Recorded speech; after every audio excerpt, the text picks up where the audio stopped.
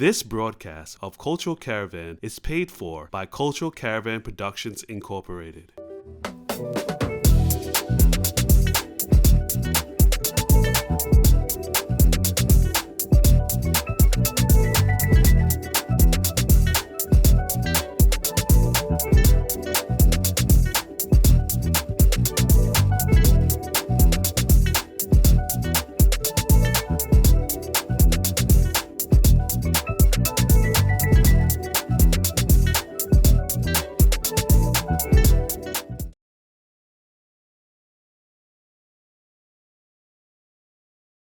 Greetings, my name is Louise Dente and I welcome you to yet another edition of Cultural Caravan.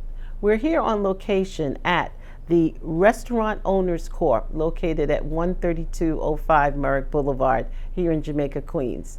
And we're joined by Mr. Raymond Dugue. He is the High Chancellor and the Second Assistant President General of the UNIA. He's going to join us for a very informative conversation. Are you ready? Well, I am. Let's go. We're now joined by the Second Assistant President General and High Chancellor of the Universal Negro Improvement Association, also known as UNIA, and the African Communities League, Mr. Raymond Dugue. Welcome to Cultural Caravan. Oh, thank you for having me. Well, it's always a pleasure. And in our last conversation, we talked about the legacy of the great Marcus Messiah Garvey, the founder of and the first President General of this mighty organization. And then his successor, a person who also took the philosophy of the great Marcus Messiah Garvey, Mr. Carlos Cooks, and took it on another level and formed another organization that also inspired many people. Now let's talk about in UNIA today. Okay. Currently, when you and the President General visited us about a year plus, you talked about the legacy of the Honorable Marcus Garvey, and you talked about some of the things that you were planning to do. One of them is you had just opened up a store, not a store, but a business in our community in Jamaica, Queens, known as the ROC. Tell us what the ROC is and then I want you to talk to us about some of the other projects going forward. Okay, the ROC, it's really the FACA ROC. That's the Federation of African, Caribbean, and American. That's the FACA part, and then the ROC, ROC, is the Restaurant Owners Corp. Basically, what we've done is mimic Mr. Garvey and the Black Star Line Steamship Corporation. How did we do that? Before I give you the story, just understand these numbers. 1919, 1920, Mr. Garvey sold his shares of the Black Star Line Steamship Corporation and the Negro Factors Corporation for $5. And you have to keep in mind, black people were making between 25 and 40 cents per day. So at most, we were making $2 per week.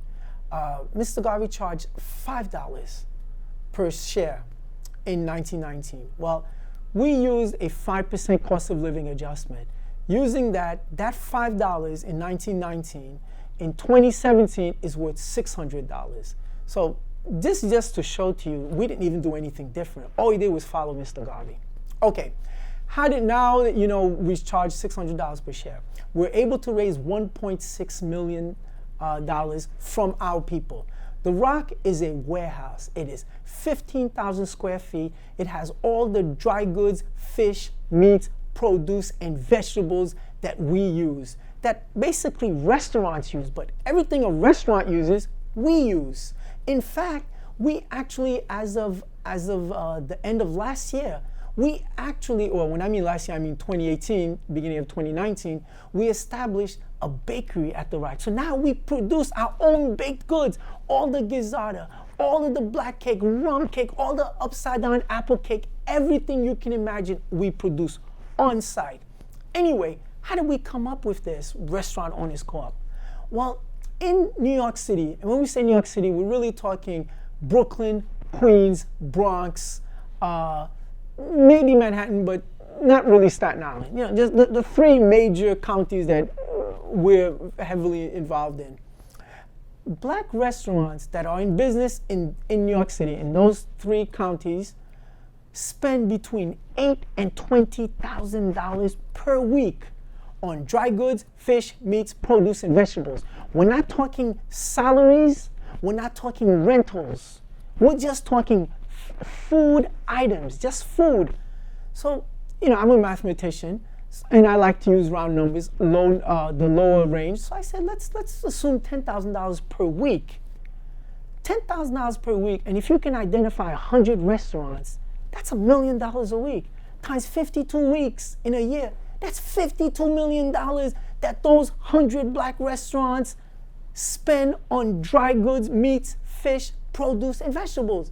I've got two questions. Number one is, where are these restaurants getting these monies from? And the answer is us. Because black restaurants are exclusively patronized by black people. And number two is, who is providing all of these dry goods, fish, meats, produce, and vegetables to these black restaurants? The answer to that is not us. I don't have to tell you, and this is not a mystery, this is nothing new, that we don't control anything, even black restaurants that we own. So we said to ourselves, what would the Honorable Marcus Mosiah Garvey do? Would he create a group to demonstrate and protest and denounce the system? Or would he pool our resources together, start a corporation, charge a share, raise the capital, go out and buy or lease a warehouse, go out and buy the bulk in food, reducing the cost, and then share it and regenerate it back to the community? This way, we create jobs, we create employment, but more importantly, we uplift ourselves. We now can see, when you enter the ROC, which is, by the way, located at 13205 Merrick Boulevard. Again, 13205 Merrick Boulevard, inside of Belknap Street in Jamaica, Queens. When you enter, everybody you see looks like us. The people running the forklift, the people at the cashier, the people distributing, the people buying. And let me tell you, every time I step in the ROC, I feel so much pride and so much joy to see that we did it. And by the way, for your viewers, you may wonder, how much debt do we have? The answer is zero. We self-financed it. We created the money. And not only that, but look at the jobs we've created. Already, we've created 19 jobs here in New York, in Southeast Queens. But more importantly, in Jamaica, where a lot of our products come from, we created 6 jobs. And then, let's not forget, back home. Which home? Africa, where we're from. We created jobs in Liberia. And we're trying to expand. We even attempted to import rice from Haiti. So there's no place that we're not going to go. And finally, as we're bringing in products, selling products, and let's not forget about the Black Farmers Association, which has been decimated. It doesn't really exist because of giant places like Walmart and so forth. So our mini goal is to resurrect that, because as we build, as we market, meaning, we opened May 27 of 2017. As of June of 2019, we are profitable. We make money outright. So we're reinvesting the profits to do more, to bring in more products, and to not only that, but it's becoming a network, a marketing place, because we have a brother who had an idea of alkaline water. He created that product. He sells it now. We have a sister who wants to import shea butter. She's doing that now. So much, it's happening. If you want power, you've got to be innovative and creative. And that's what the ROC is providing us. Now, you've raised a point where today, at the time of this broadcast, we're talking about 2020, okay? And we reflect back and look forward, reflecting back on the history of the great Marcus Mosiah Garvey and others, and how today you are actually actualizing it. Let's talk about Africa. As you know, and as you've mentioned, there was a need and interest of Marcus Mosiah Garvey to make that connection to Africa, particularly Liberia.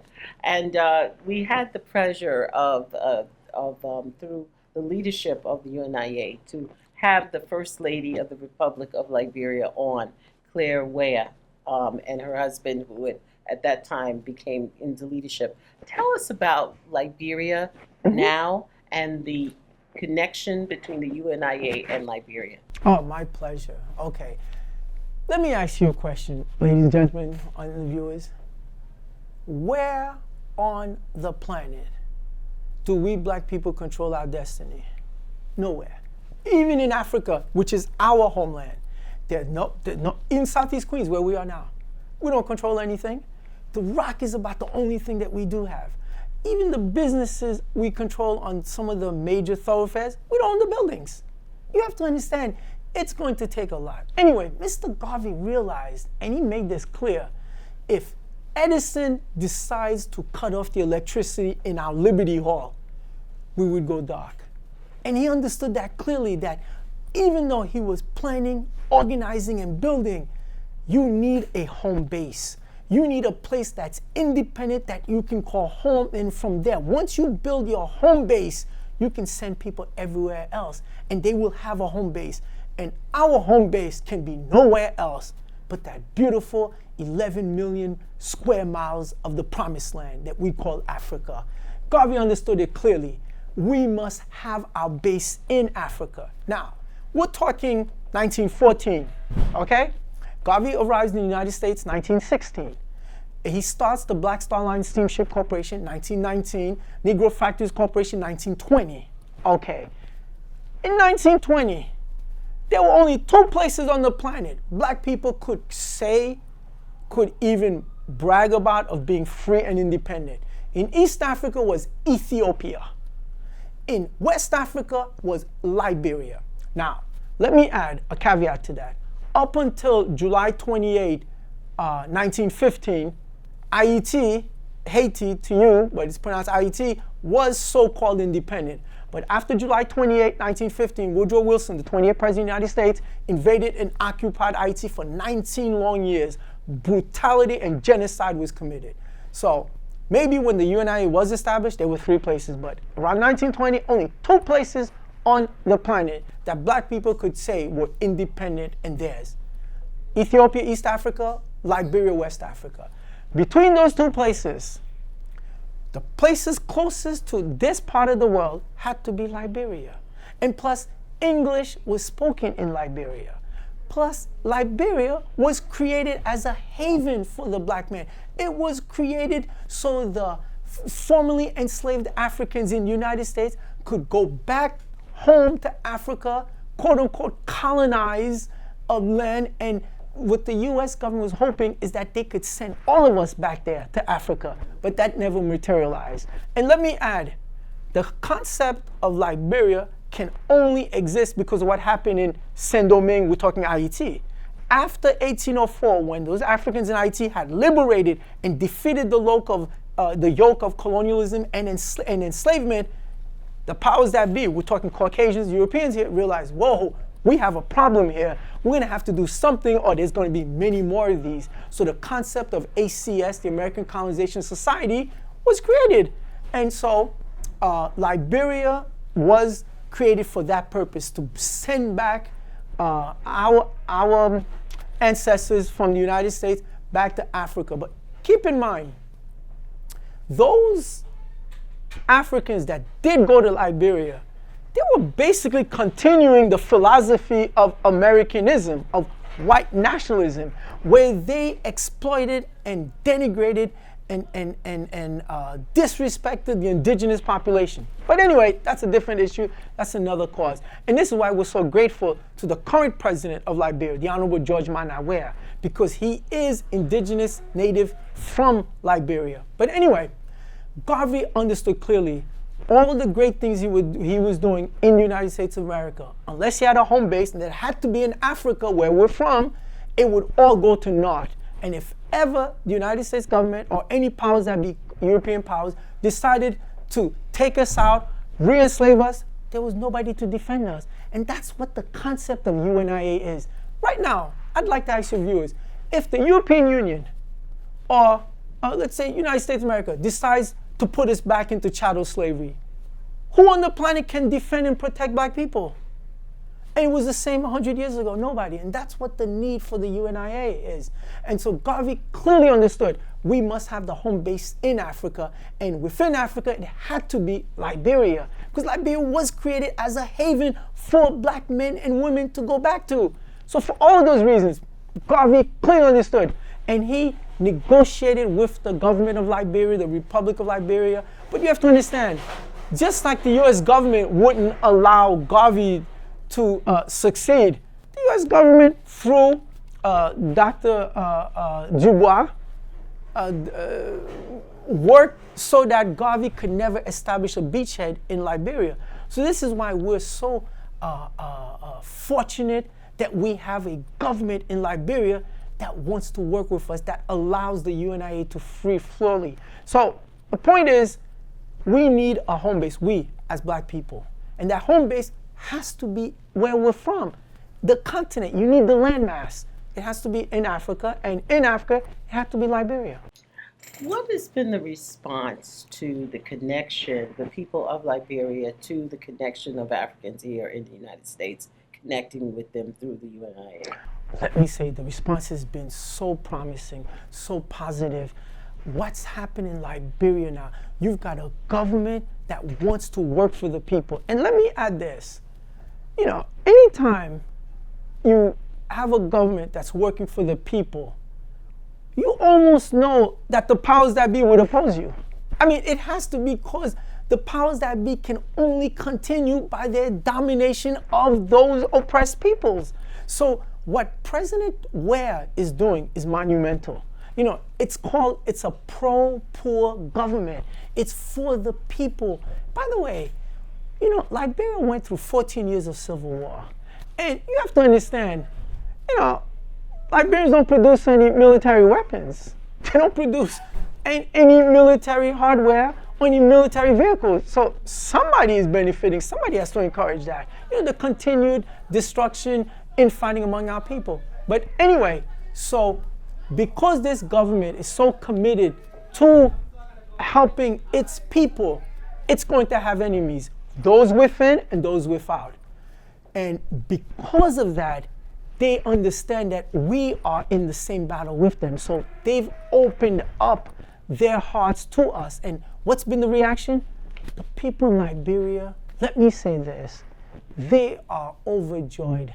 I mean, they couldn't believe that Liberia was so critical and key to the UNIA. We had our international convention in August in Liberia. Everywhere we went, it was like we were rock stars. You'll forgive me using that term. But they couldn't understand.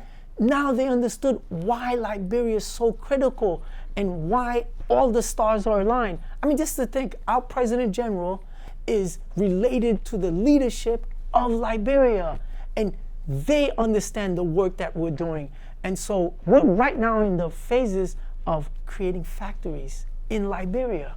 So we have the opportunity, and you know, you have to understand, President Ware in Liberia can be president for no more than 2 terms of 6 years. So let's assume he'll be reelected. That means 12 years. After the 12 years, he has to step down. So, you know, now it's favorable to us, but it's not going to be favorable forever. And this is why we travel to Africa, and this is why we're investing in Liberia to build industries, to build factories that, independent of who's in control, who's in government, as long as we're providing employment, creating upliftment, creating necessities of life, everybody wants that. That's what everybody wants. Whether you're in the United States or Liberia, everybody would want their children to have a better life, to be able to eat. And last thing I need to say, most people don't realize that. It's like that practically all over Africa, but specifically Liberia. Everybody eats rice in Liberia. Over 90% of the rice is imported. I mean, that's ultimately, it must go through agriculture. Agriculture's got to be the base, and that's what we're investing in. So all of these things are in play, and we just are so excited. And this is why we travel back to Liberia and Africa. You know, you raised a lot of points in terms of this past year being the year 2019 was the year of return. In 400 years 400 after. years. And lots of our people went to Africa, particularly Ghana and other places. And the fact that you built this relationship with Liberia. And so there's an interest now in people of African ancestry globally in Africa. And to come back to Africa and do it. Talk to us about some of the needs of Africa. How can we support the building of Africa? Oh, that's fine. That's easy to answer. Let me say this. 2019 was 400 years after 1619. I actually went to Ghana twice during 2019. And we as the UNIA, we do trips to Africa twice a year. In fact, pretty soon, in February 14th, we're going back to Africa. We're going to Ghana and then to Liberia. And then in October of 2020 of this year, we'll probably be going to Kenya and Ethiopia. But anyway, how can we help Africa? How can we help our brethren and our sisters on the continent? Well, we don't even have to go to Africa. Let's talk about right here, Southeast Queens. Let's talk about right here. Do we control our communities? What banks do we have? What buildings of higher learnings do we have? What financial institutions? All those businesses on all of the thoroughfares, the major thoroughfares in Southeast Queens, we don't own anything. So before we can even talk about going to Africa, we've got to stabilize our finances here. You know, 2 zeros don't make 100. 2 zeros make a zero. You know, people think, we're struggling here. And as Booker T. Washington said, cast down your bucket where you are. We're here, right now in Southeast Queens. Well, our viewers can be somewhere else, but the point is, let's build our communities here. The best thing you can do is to stabilize your finances. Now, as we're doing that, what can we do for Africa? Number one thing is agriculture. In the history of the planet, no people have ever overcome poverty, have ever overcome oppression without investing in agriculture. Agriculture is the solution to everything. Number one, you create your own food where you can eat and feed yourself. But number two, the surplus is used as trade. In fact, this is how ancient Kemet became the first global economy. This is how Ghana had a standing army of, get this, 500,000 people. I mean, they need to be paid. All of this is through agriculture. So how can we help Africa? Well, number one thing I would say is control your finances here. You know, if you're struggling here, you're not going to be able to help anybody. That's number one. Number two is get involved. Join an organization. And I've got an organization for you. Join the UNIA-ACL. This is why Mr. Garvey established it. And this is why we travel to Africa, because until the lion gets his historian, the hunter will continue to be glorified. You need to see for yourself. But lastly, let me say this. If Africa is the worst place on the planet, if it's the most disgusting continent there is, why is everybody going there?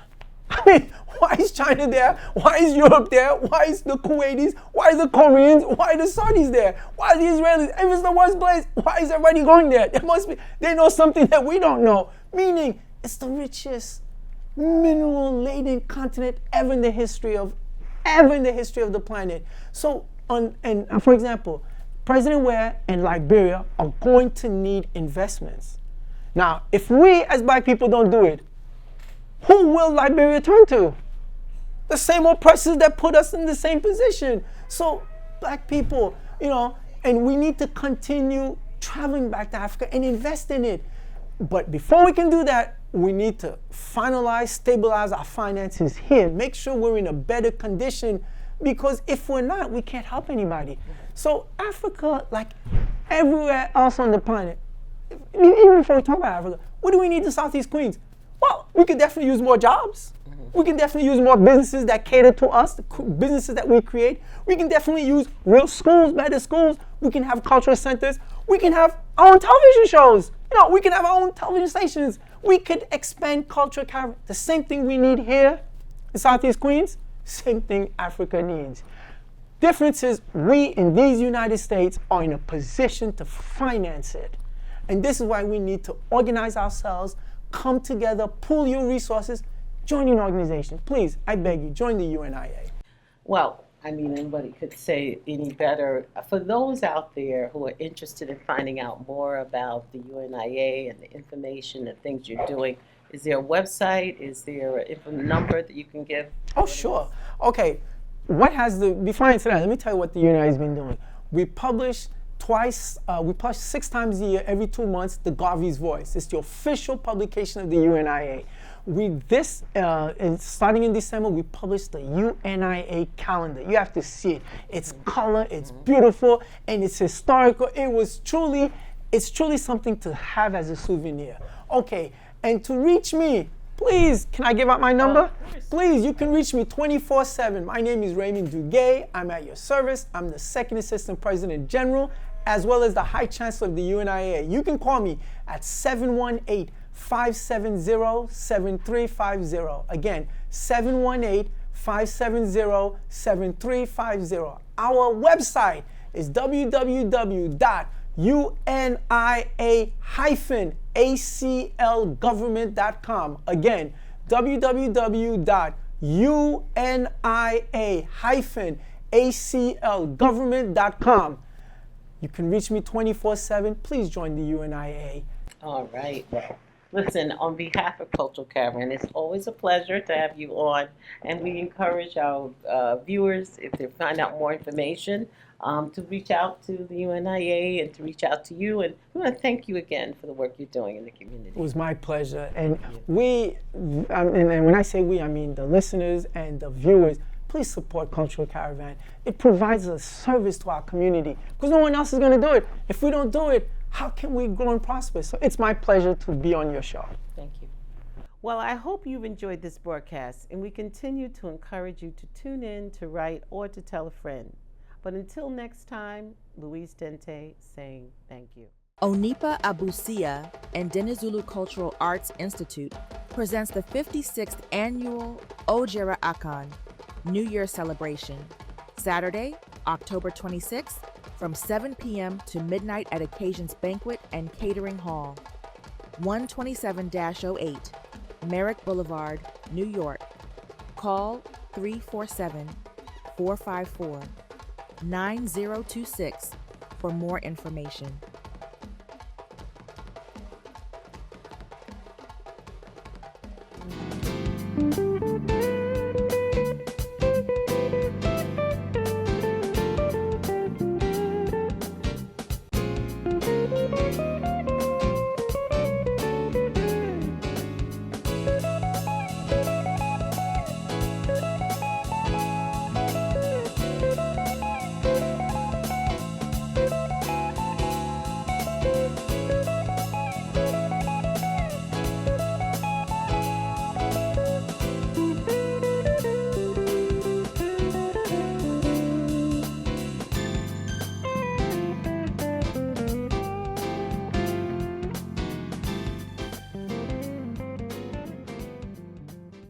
If you would like to support these broadcasts, we encourage you to send contributions to P.O. Box 300851, Jamaica, New York 11430. Thank you.